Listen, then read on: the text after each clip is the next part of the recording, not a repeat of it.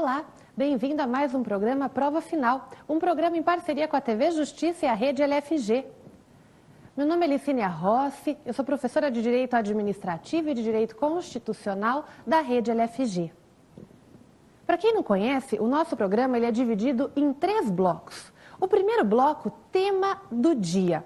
Trataremos nesse programa do tema improbidade administrativa e quais são as implicações jurisprudenciais acerca da Lei 8429 de 92. O segundo bloco, pergunte ao professor. Nesse bloco eu vou responder 5 perguntas enviadas pelo telespectador acerca da Lei de Improbidade Administrativa. Por fim, o nosso terceiro bloco, o X da questão. Nesse bloco, analisarei com você 2 questões de provas da OAB anteriores, versando também sobre a Lei de Improbidade Administrativa. Daqui a pouquinho nós voltaremos, eu espero você para desenvolvermos esse tema maravilhoso, fantástico e todas as implicações acerca da Lei de Improbidade Administrativa. Até já!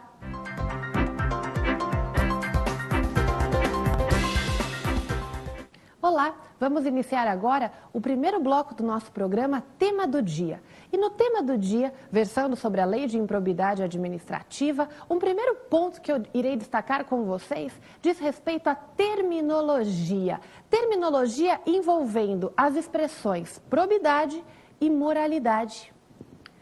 Será que são expressões sinônimas?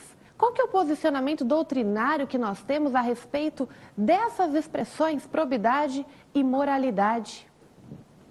Uma primeira corrente, e aqui eu destaco alguns nomes com vocês, o Wallace Paiva Martins Júnior, Eurico Bittencourt Neto, que consideram ser a probidade um subprincípio da moralidade.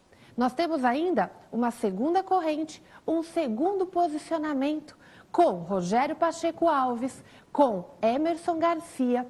E nesse sentido, o posicionamento seria de que a probidade é expressão muito maior do que moralidade.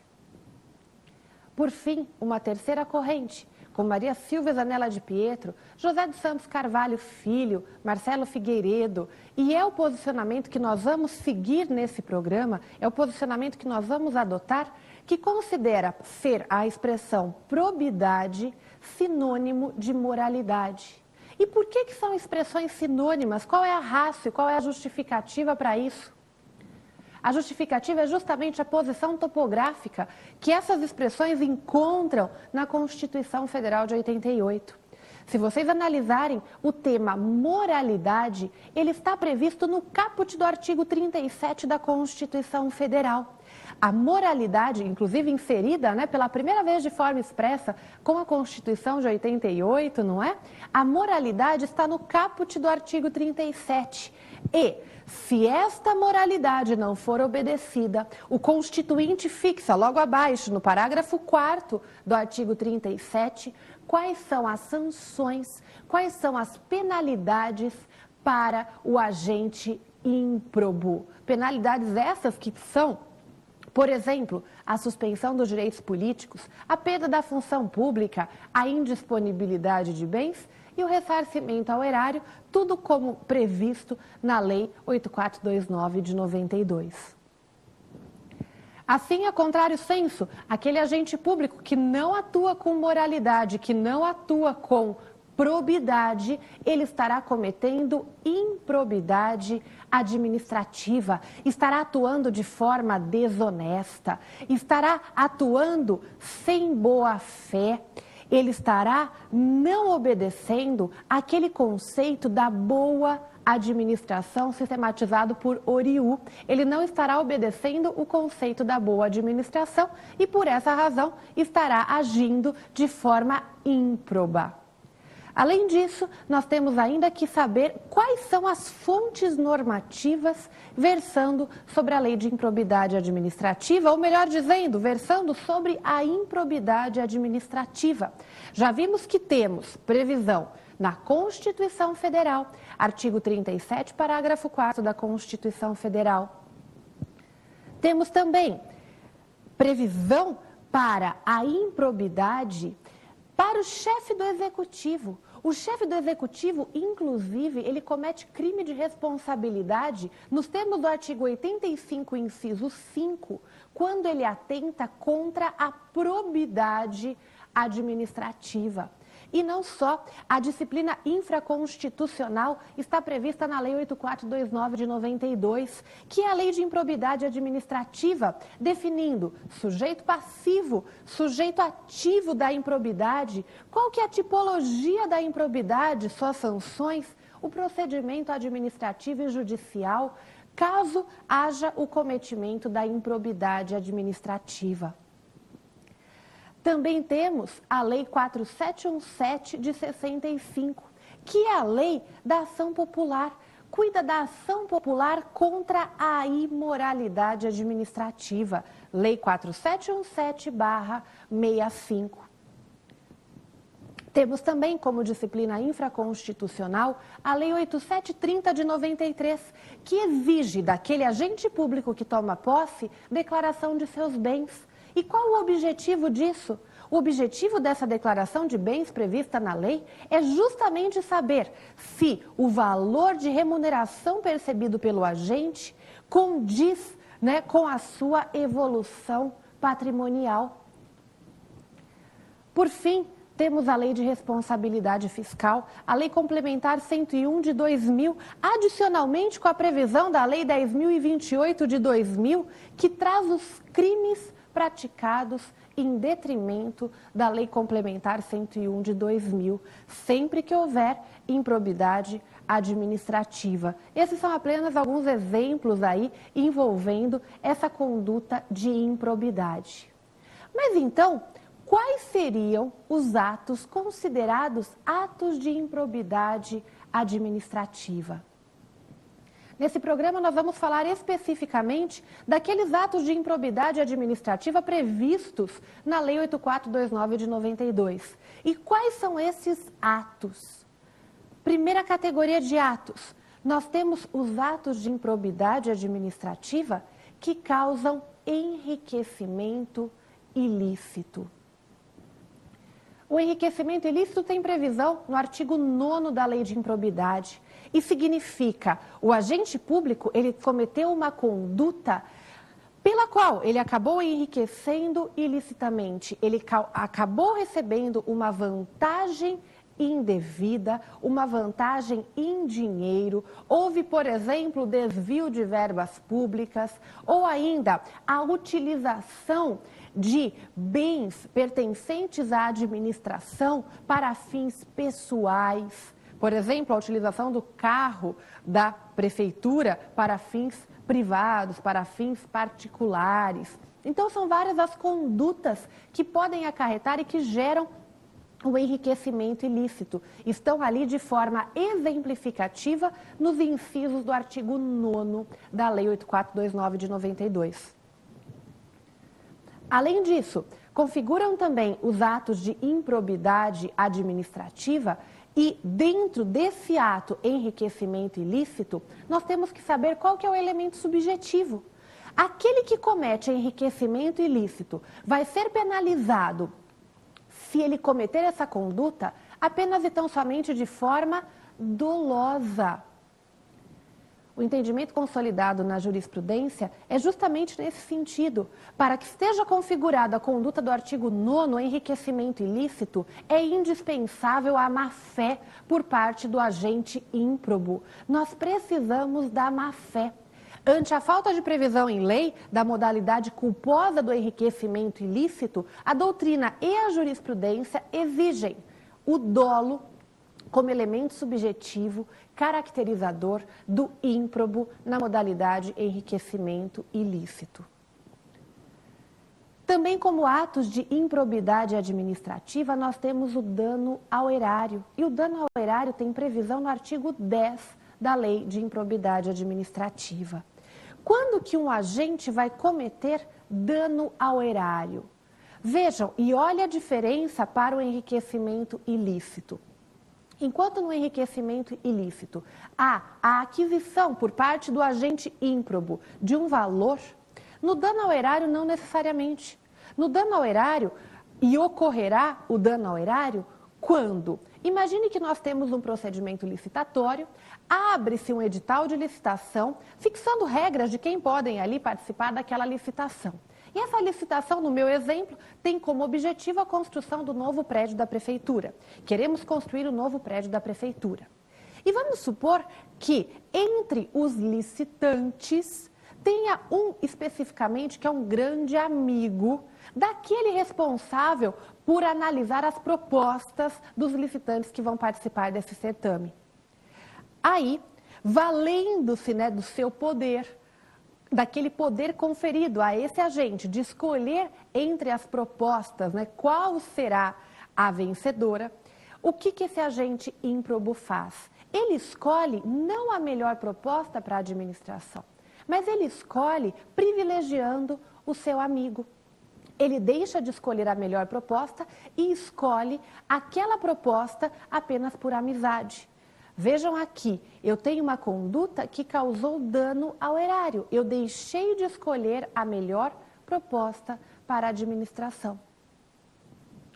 Para a configuração do dano ao erário, o elemento subjetivo caracterizador será não apenas o dolo, mas, como também prevê o caput do artigo 10, a culpa.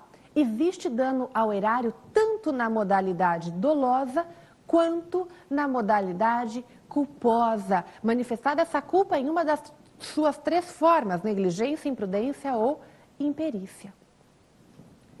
Por fim, nós temos ainda como ato ímprobo a violação a princípios que tem previsão no artigo 11 da Lei de Improbidade Administrativa.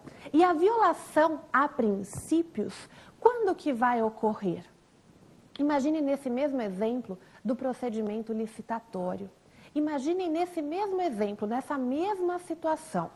Qual é a situação? Eu tenho as empresas licitantes, tenho aquela do meu amigo e vou colocar um valor fictício. Faz de conta que, hipoteticamente, o meu amigo constrói o novo prédio da prefeitura por 15. E os outros licitantes constroem por um valor inferior a esse do meu, ou melhor dizendo, um valor idêntico a esse do meu amigo. Tá? Já que estamos falando de violação a princípios. Vamos deixar assim, um valor idêntico a esse do meu amigo. Notem, o que vai acontecer aqui?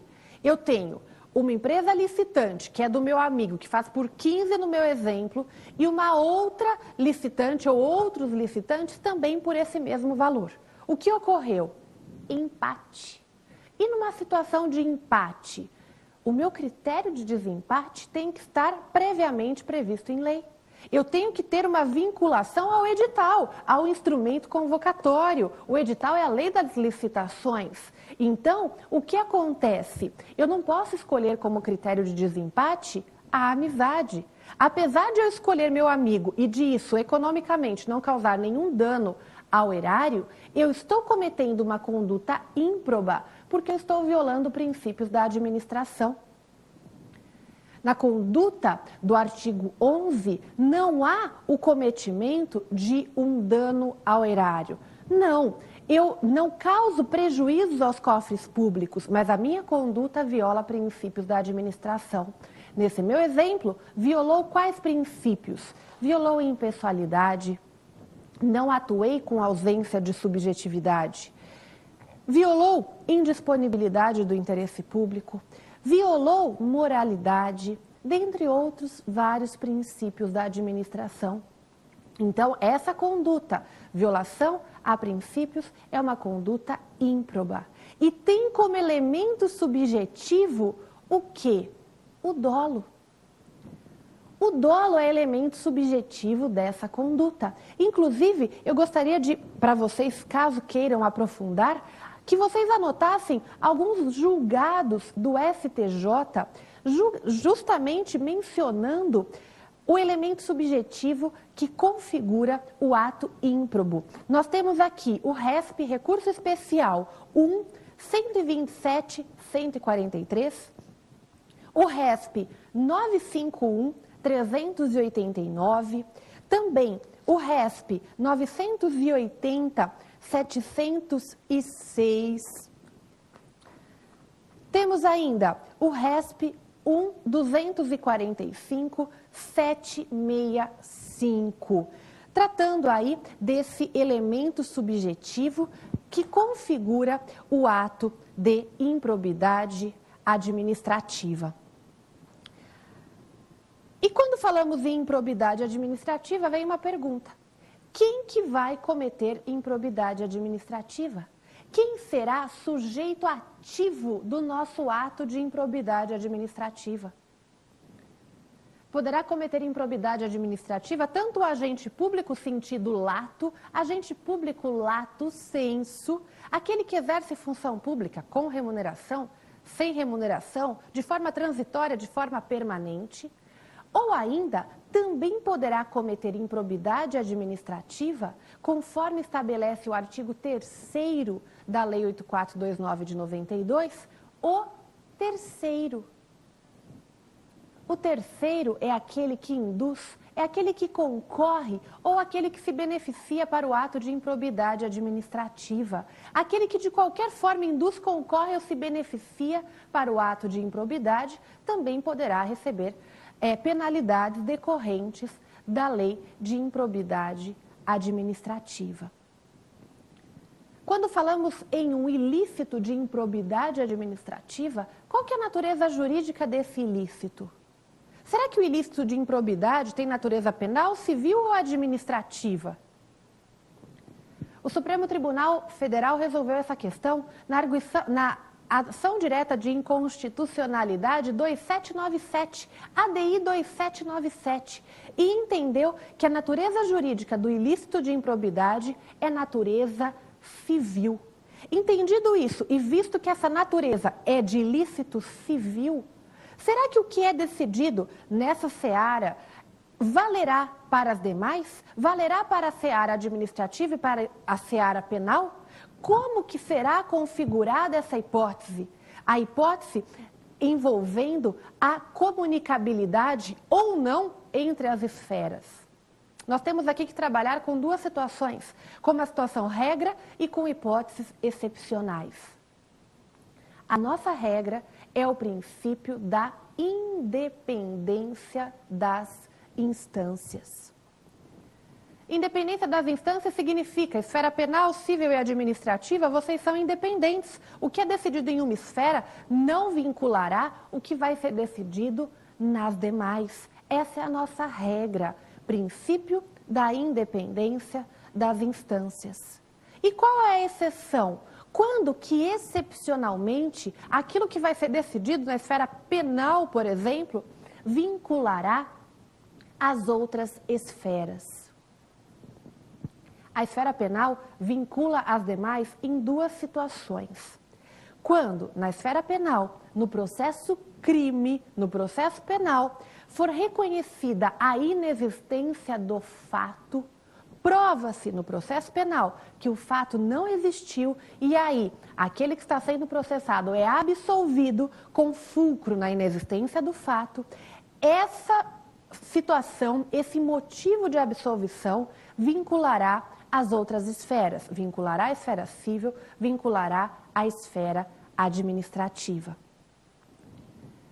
A esfera penal também vinculará as outras esferas quando, com base no artigo 386 do Código de Processo Penal, houver prova de que não foi o agente público A que cometeu a conduta, mas que foi o agente público B.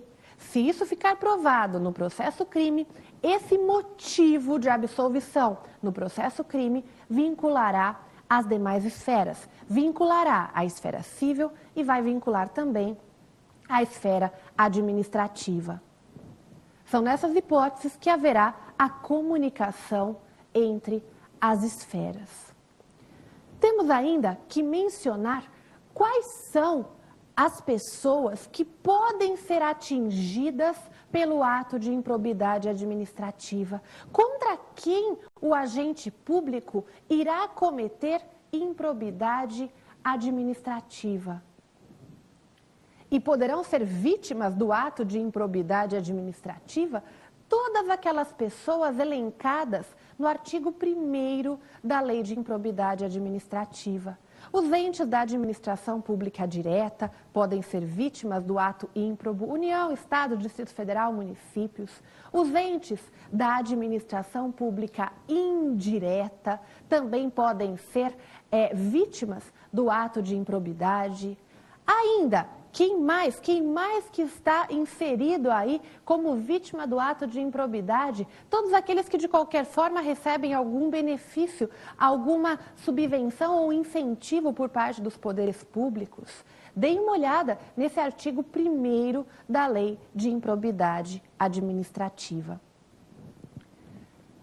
Com isso, nós estamos fechando o nosso primeiro bloco, tema do dia, apontando aí a questão da terminologia da lei de improbidade, adotando esse posicionamento da Maria Silvia, do Marcelo Figueiredo, do José dos Santos Carvalho Filho, mencionando as fontes normativas acerca da improbidade administrativa. Comentei com vocês sujeitos ativos e sujeitos passivos que podem aí tanto cometer a improbidade ou quanto sofrer o ato de improbidade administrativa e a natureza jurídica do ato de improbidade, concluindo aí toda a ideia da independência entre as instâncias e, excepcionalmente, a comunicabilidade entre as esferas. No próximo bloco, Pergunte ao Professor, responderei 5 questões enviadas pelos telespectadores acerca também desse tema, para aprofundarmos, inclusive trazendo uma novidade da legislação, a alteração de dezembro de 2009 sobre o assunto. Não perca, espero você no nosso próximo bloco.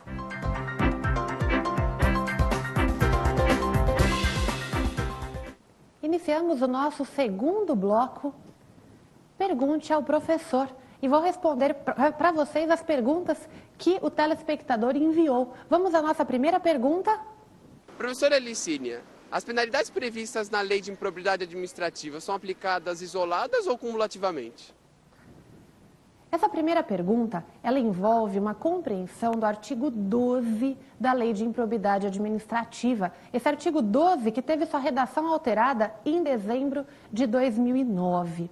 Até então, havia muita divergência, até antes dessa alteração, havia muita divergência na própria jurisprudência de como deveria ser a aplicação das sanções para o agente ímprobo. Então havia aquela corrente que dizia que dentre a lista de penalidades, dentre as sanções previstas para o agente ímprobo, eu aplicaria todas as penalidades. Então, um posicionamento mais rigoroso.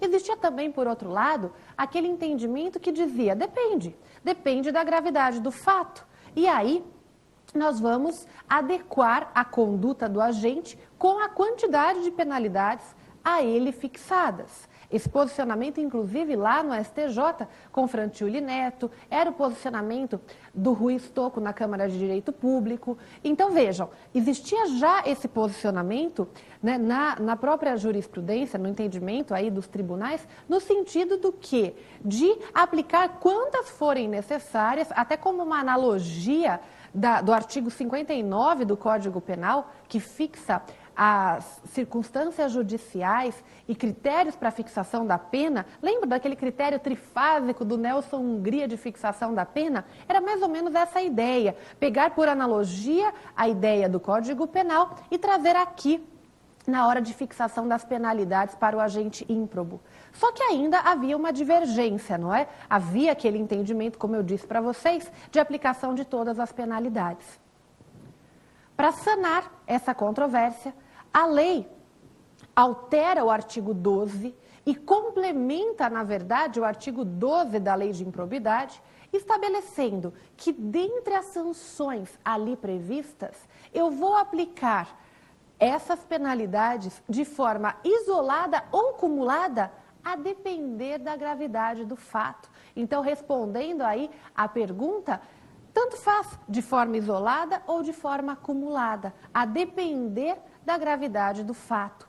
É claro que dentre as penalidades previstas no artigo 12, incisos 1, 2 e 3, nós temos perda de bens e valores acrescidos ilicitamente ao patrimônio, nós temos o ressarcimento integral do dano, a perda da função pública do agente, proibição de contratar com o poder público, proibição de receber benefícios ou incentivos fiscais ou creditícios. Tem uma série de penalidades ali no artigo 12. Então, os princípios basilares na hora de fixação da pena são o princípio da razoabilidade e da proporcionalidade, além do princípio da adequação punitiva. O que é isso? O que é adequação punitiva? Imaginem o seguinte, uma das penalidades é a perda da função pública. E no nosso primeiro bloco, eu mencionei para vocês que o terceiro, aquele que induz, concorre ou se beneficia, também poderia cometer improbidade administrativa, ainda que não fosse agente público, não é? O terceiro, que induz, concorre ou se beneficia, também pode cometer improbidade. Adequação punitiva significa, eu preciso adequar a circunstância pessoal daquele que comete improbidade com as sanções previstas na lei. Assim, eu não posso aplicar a pena de perda da função pública para aquele que não exerce função pública. Isso significa obedecer o princípio da adequação punitiva. Complementando a fixação das sanções, as sanções também devem obedecer o princípio da subsunção. A conduta e a sanção mais severa deverão absorver aquelas de menor gravidade. Então, essas são as bases, né? Os princípios bases na hora de fixação de uma penalidade, podendo essas penalidades, desde que respeitados todos esses princípios, serem aplicadas de forma isolada ou de forma cumulada. Então, a nova redação dada e atribuída ao artigo 12 resolveu toda essa questão. Vamos para a próxima pergunta. Qual foi a próxima pergunta? É possível um agente responder por improbidade administrativa, mesmo na ausência de dano material efetivo ao poder público? Essa pergunta é muito boa. Será que é possível responder por improbidade administrativa, ainda que não haja dano? A resposta ela é afirmativa. É possível sim responder ainda que não haja dano efetivo ao patrimônio público. Quando? Por exemplo, quando a conduta ímproba violar princípios da administração.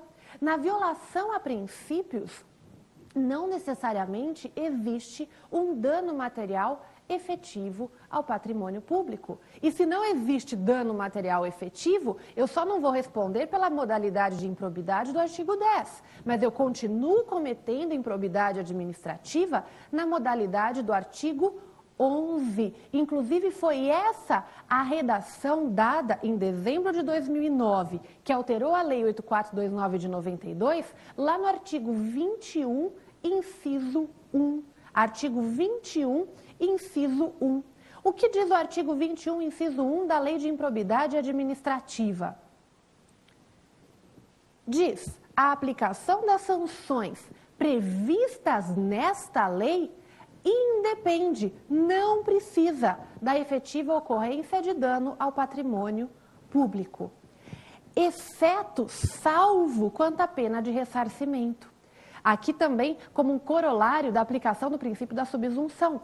Vejam, exceto quanto à pena de ressarcimento. Ora, se não houve dano efetivo, não há que se falar em ressarcimento do dano, que por óbvio pressupõe a ocorrência efetiva de dano. No sentido dessa pergunta enviada, se quiserem olhar no STJ um julgado, é o recurso especial 1-198-667, de relatoria da ministra Eliana Calmon. E além disso, no TJ de São Paulo, temos também a apelação 737.530.5-6, justamente versando sobre essa situação de o agente responder por improbidade, ainda que não haja dano material efetivo ao patrimônio público. Então, resposta para concluir e sintetizar, é possível sim, e essas são as justificativas, principalmente o artigo 21, inciso 1 da Lei de Improbidade. Vamos para a próxima pergunta? Professora, reconhecendo a improbidade administrativa, a condenação do agente ímprobo, ela pode se limitar ao ressarcimento do dano causado? Será que dentre a lista de penalidades, dentre a lista de sanções para o agente ímprobo, eu posso apenas e tão somente atribuir a penalidade de ressarcimento do dano? Será que atribuir o ressarcimento do dano é suficiente? Será que só o ressarcimento do dano é suficiente? E vejam, as duas turmas especializadas de direito público já consolidaram a tese que, uma vez configurada a improbidade administrativa, não é possível aplicar apenas o ressarcimento do dano. Se quiserem olhar no STJ, é o RESP 622-234. Por quê? Vejam, quando eu fixo apenas e tão somente a penalidade de ressarcimento do dano, esse ressarcimento do dano não é efetivamente uma penalidade. Quando o agente ímprobo vai ressarcir os danos por ele causados, ele apenas está voltando ao status quo, à situação. Eu estou voltando àquela situação inicial. Exemplo, eu, Licínia, cometo improbidade administrativa e desvio 2 milhões da administração. O desvio de 2 milhões foi o prejuízo causado aos cofres públicos. Esse foi o dano.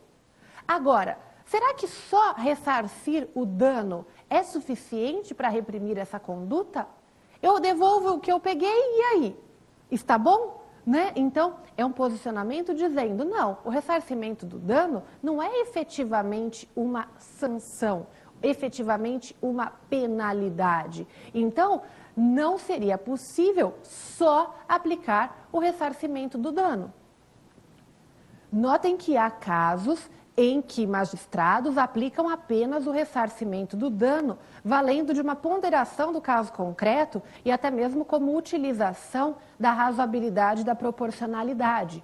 Por exemplo, naqueles atos de improbidade administrativa que não são tão severos e que não causariam tantos danos ao patrimônio público. Por exemplo, aquele que desviou um valor pequeno, digamos assim, né? Um valor não tão alto. Não me parece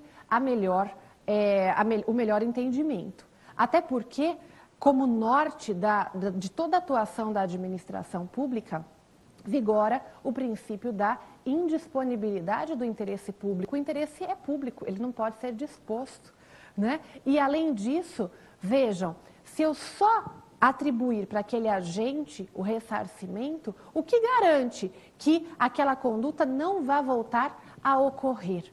Então, parece-me ser insuficiente, né? Então, filiam-me desse entendimento daí do STJ, nesse sentido, de que só o ressarcimento do dano seria insuficiente, né? Somente a penalidade do ressarcimento do dano seria insuficiente aí. Até se quiserem, podem complementar com o RESP 479-812. 479-812. Próxima questão, próxima pergunta enviada. Qual foi? Quarta pergunta de hoje. Professora, incide o princípio da insignificância na lei de improbidade administrativa? Será que a sistemática adotada no direito penal de incidência para algumas condutas ilícitas do princípio da insignificância também pode, por analogia, ser utilizado na lei de improbidade administrativa? É dizer, aquelas condutas irrisórias de danos aos cofres públicos ou aquelas condutas de uma pequeneza fariam com que todo o aparato judicial fosse movimentado para atribuir ao agente ímprobo uma penalidade? Será que seria razoável eu movimentar todo o judiciário? Ou não, eu deveria aplicar o princípio da insignificância e não penalizar aquele agente ímprobo que cometeu uma improbidade e que de tamanha pequeneza foi a improbidade que ele nem deve ser penalizado. O que fazer? Incide ou não o princípio da insignificância na lei de improbidade administrativa? Vejam, vou exemplificar a situação com um caso concreto que vocês podem inclusive conferir no informativo 376 do STJ. E o caso concreto envolvia um chefe de gabinete da prefeitura que ele se valeu da força de 3 servidores municipais e do veículo oficial. Para quê? Para sua utilização pessoal. Ele utilizou a força desses servidores para fazer a mudança de sua casa, né? Então, em vez de contratar uma empresa particular de mudança, ele pegou aquelas pessoas que trabalhavam com ele, para quê? Para realizar a mudança, tá? Só que essa não era a função daqueles agentes. E aí, o que ele fez? Ele ressarciu os cofres públicos do valor utilizado com o carro da prefeitura, com a gasolina, e, além de tudo, pediu exoneração. Será que, nesse caso, ele ainda responderia por improbidade? Será que, nesse caso, seria aplicada a lei de improbidade administrativa ou será que vai ser aplicado o princípio da insignificância? E aí? Então, vejam, uma primeira corrente, o primeiro posicionamento, defende que não deve incidir o princípio da insignificância na lei de improbidade administrativa. Por quê? Primeiro que não existe... não é possível a violação do princípio da indisponibilidade do interesse público. O interesse público é indisponível, então não haveria que se falar em incidência do princípio da insignificância na lei de improbidade. E, além disso, com fundamento no próprio princípio da moralidade. Ao existir o cometimento de uma improbidade, necessariamente o princípio da moralidade do caput do artigo 37 está sendo violado. Então, não haveria que se falar em incidência do princípio da insignificância. Em sentido contrário, como a corrente progressista, como a corrente no sentido de defender a incidência do princípio da insignificância, nós temos Luiz Flávio Gomes e alguns posicionamentos dentro do Tribunal de Justiça do Rio Grande do Sul, né, no sentido de aplicar, sim, o princípio da insignificância na lei de improbidade administrativa. Então, duas correntes, né? Parece-nos que prevalece, que acaba prevalecendo essa no sentido de não incidência do princípio da insignificância na lei de improbidade administrativa. Mas o caso concreto deve ser levado em consideração e analisado. Responde dessa pergunta, vamos para a próxima. Qual é a nossa próxima pergunta? Professora, qual a natureza jurídica do ilícito de improbidade administrativa? O ilícito de improbidade administrativa, conforme decidido pelo Supremo Tribunal Federal, na ação direta de inconstitucionalidade 2797, é ilícito civil. Essa seria a natureza jurídica do ilícito de improbidade. É ilícito civil. E aproveitando, nós não podemos deixar de falar acerca de um tema envolvendo todas essas questões que foram feitas, essas 5 questões que dizem respeito à aplicação de sanções, de penalidades, né, em linhas gerais, de como que serão aplicadas as penalidades, não podemos deixar de falar da questão que envolve os agentes políticos e a lei de improbidade administrativa. O problema e a discussão, a divergência começou quando do julgamento da reclamação 2138 no STF. A reclamação 2138 envolvia o caso de um ministro de Estado, o ministro Ronaldo Mota Sandenberg, que foi acusado de utilizar os jatinhos da FAB, da Força Aérea Brasileira, e o hotel de trânsito da Aeronáutica para fins particulares. Esse ministro de Estado, ele foi processado por ter cometido improbidade administrativa, pelo cometimento de improbidade administrativa, e na reclamação 2138 suscitou que ele não poderia responder por improbidade administrativa. Por quê? Porque ele já teria regras próprias fixadas para sua responsabilização, um regime próprio de responsabilidade previsto na Constituição para ministros de Estado. E se respondesse pela lei de improbidade e pelo regime próprio de responsabilização, responder pelas essas duas situações, isso seria bis in idem. Será que era realmente bis in idem? Qual foi o entendimento do STF no julgamento da reclamação 2138? E o Supremo Tribunal Federal, na reclamação 2138, decidiu que esse ministro de Estado deveria ser excluído da lei de improbidade administrativa, respondendo apenas e tão somente com base nas regras próprias do regime de responsabilidade, a fim de evitar, a fim de não ocorrer o bis in idem. Essa reclamação foi julgada procedente por 6 votos a 5, na época, pelo STF. Por 6 votos a 5, vocês encontram a reclamação 2138 no informativo 471 do STF, por 6 votos a 5. Então, configuraria bis in idem responder tanto pelo regime da lei de improbidade quanto do regime próprio previsto no artigo 101, inciso 1, letra C da Constituição e da Lei 1079 de 1950.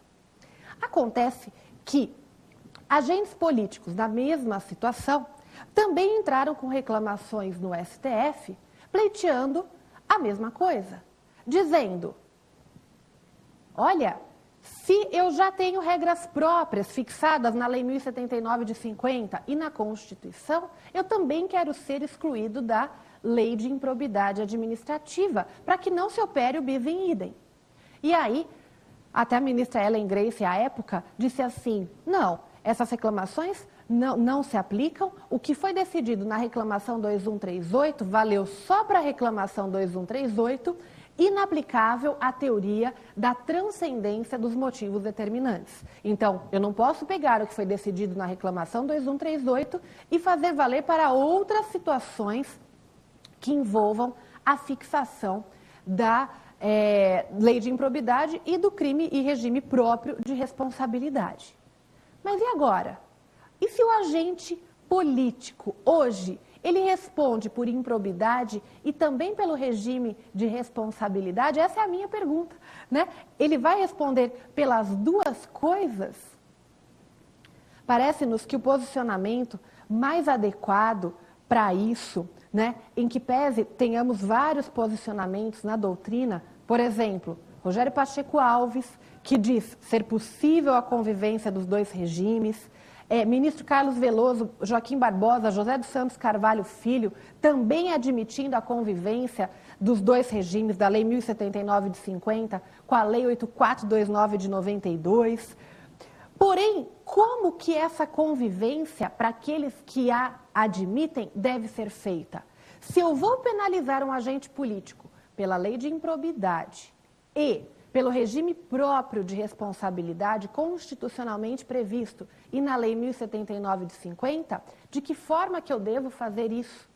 E isso deve ser feito, essa convivência deve ser feita da seguinte maneira: eu posso aplicar àquele agente apenas as sanções exclusivamente administrativas da lei de improbidade, que seriam multa civil, reparação do dano, proibição de receber benefícios fiscais ou creditícios.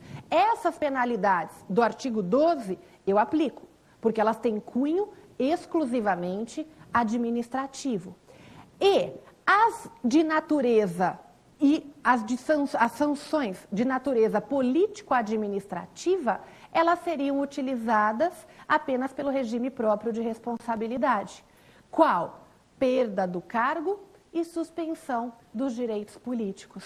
Então, eu não aplicaria a perda do cargo, que também tem previsão na lei de improbidade, e a suspensão dos direitos políticos, também com previsão na lei de improbidade, para não ocorrer o bis in idem. Aí sim haveria uma convivência harmoniosa desses dois regimes. Eu aplico da lei de improbidade, portanto, apenas as sanções exclusivamente administrativas e não aquelas sanções político-administrativas, porque as político-administrativas emanam do regime próprio de responsabilidade. Com isso, nós encerramos esse bloco. Pergunte ao professor e eu aguardo você no nosso terceiro e último bloco, o X da questão. Até já!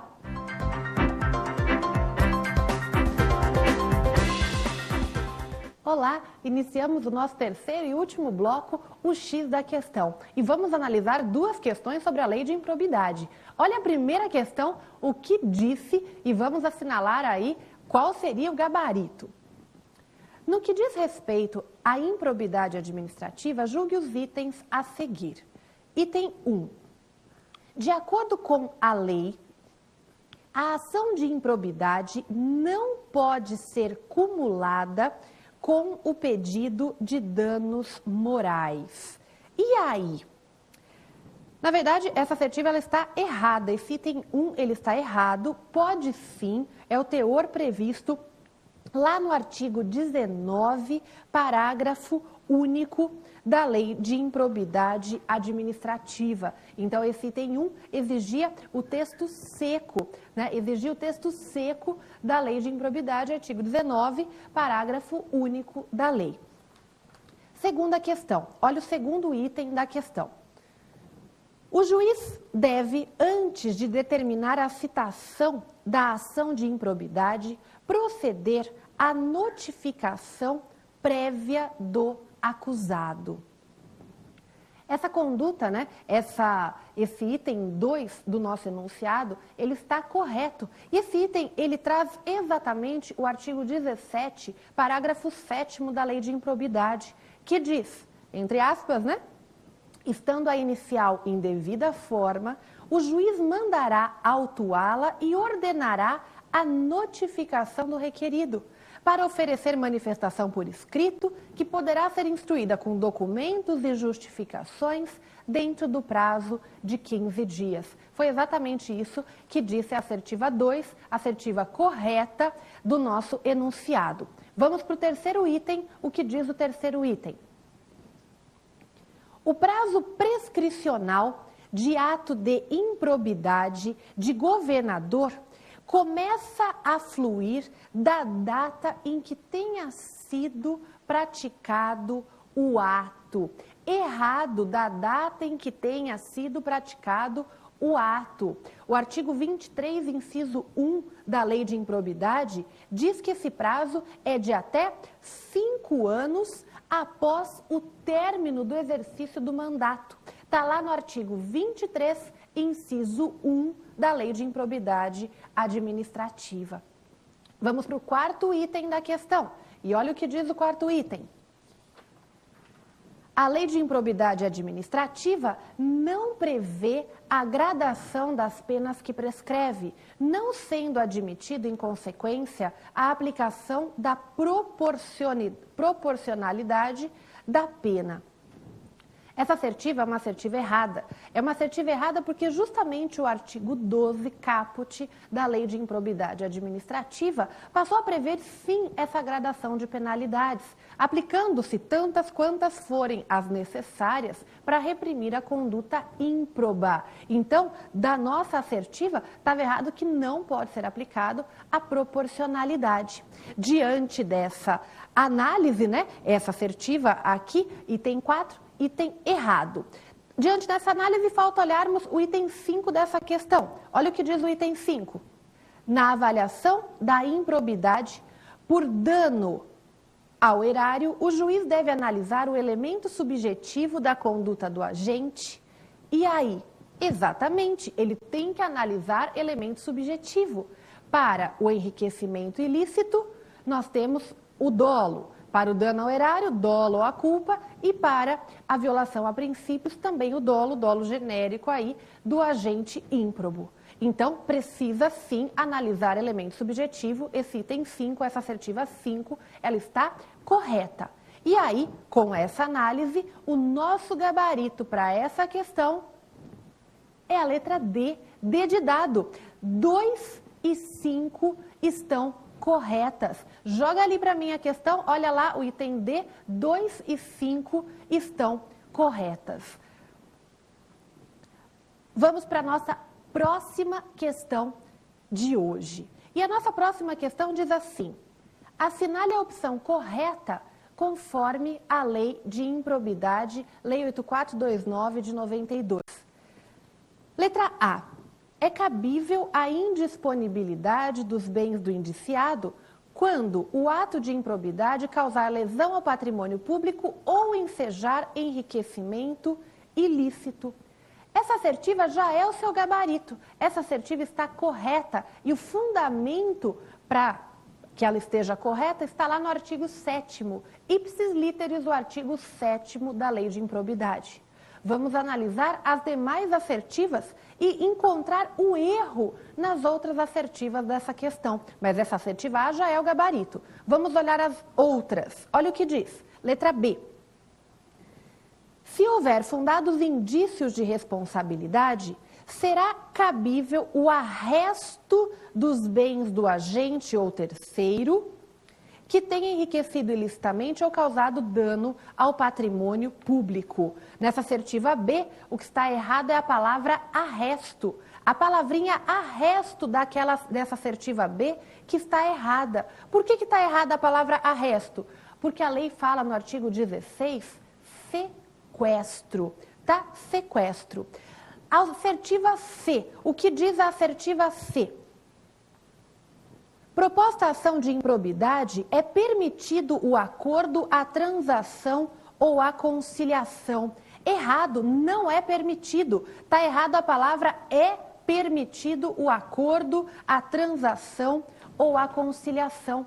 O artigo 17, parágrafo 1º da Lei de Improbidade, veda, proíbe expressamente a transação, o acordo ou a conciliação. Esse era o erro dessa assertiva, da assertiva C. Próxima assertiva, por que está errada a próxima assertiva? Assertiva D, olha o que diz a assertiva D. O sucessor daquele que causar lesão ao patrimônio público ou enriquecer ilicitamente está sujeito às cominações da lei, além do limite do valor da herança. Esse que é o erro, além do limite do valor da herança. A Lei de Improbidade, no artigo 8º, ela não diz além. A Lei de Improbidade, ela diz até o limite do valor da herança, lá no artigo 8º. Portanto, logo que nós iniciamos essa análise da segunda questão, o gabarito já foi a assertiva A, e aí analisamos por que as demais estavam incorretas. Com isso, eu finalizo o programa de hoje, deixo à disposição de você o meu Twitter, é @LiciniaRossi, estou à disposição ali no Twitter, até para eu conhecer quem está aí do outro lado. Agradeço demais pela sua atenção e espero você num próximo programa Prova Final. Até mais!